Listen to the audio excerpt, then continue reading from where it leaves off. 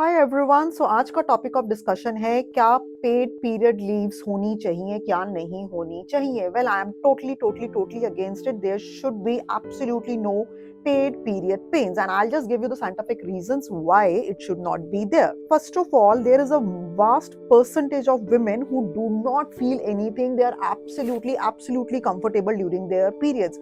So it's not universal thing that every woman goes through some kind of physical pain or emotional trauma while during the periods.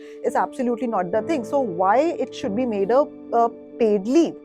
Secondly, if you're talking about the equality, please do it in your action. See, another section of women who might be getting some kind of pain or discomfort, then it's a very mild thing. अगर वो इतना mild है, then you can always pop up a pill for 3 to 4 days and you can always go to work. So coming to only a very small section of women जिनको इतना ज़्यादा pen होता है कि maybe probably it's difficult for them to work, maybe उनको physical pain होता है या emotional trauma या कुछ होता है, so उस वजह से तो that's a very small percentage of women. तो जब मेजॉरिटी ऑफ वुमेन को या तो कुछ पेन या डिस्कम्फर्ट है ही नहीं या बहुत माइल्ड है which can be controlled with 1 or 2 pills, so वो उसके लिए आपको यूनिवर्सल एक पेड लीव्स का, पीरियड पेन का आपको क्लॉज लाने की बिल्कुल जरूरत नहीं है.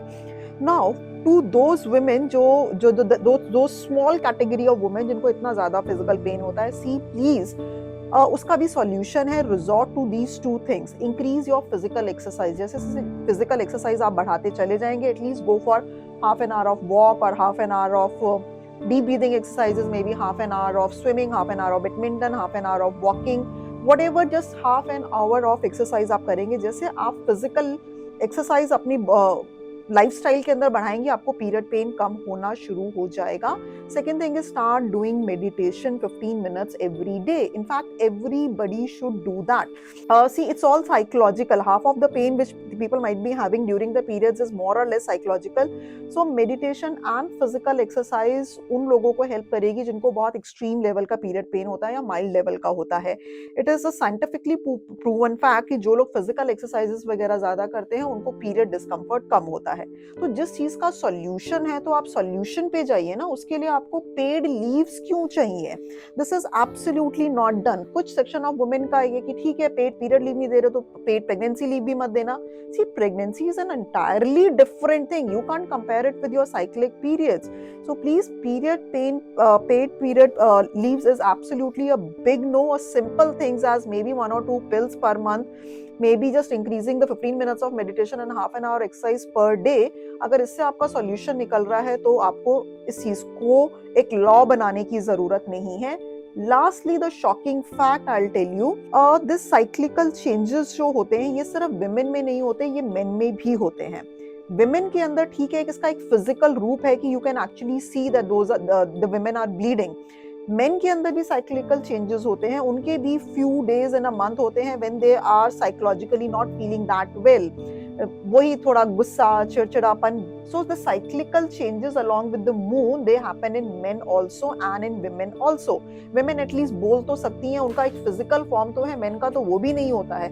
सो जो ये साइक्लिकल चेंजेस हैं जिसके अंदर फिजिकल पेन होता है या फिर मेंटली थोड़ा सा डिस्टर्बेंस रहता है, maybe in the form of mood swings, frustration, irritation, गुस्सा आना, whatever.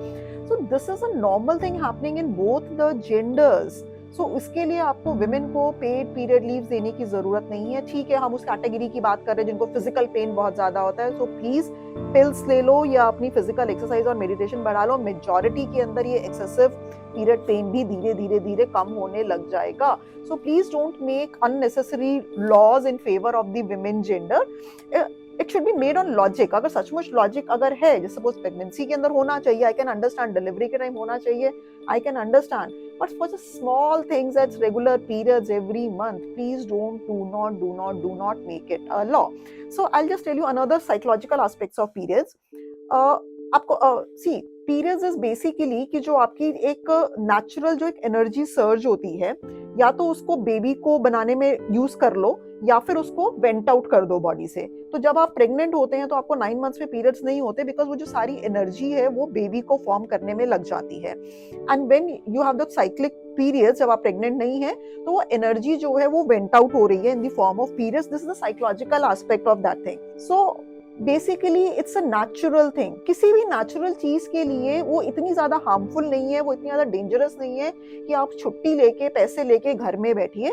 So I am totally totally against paid period leaves and it should not be there.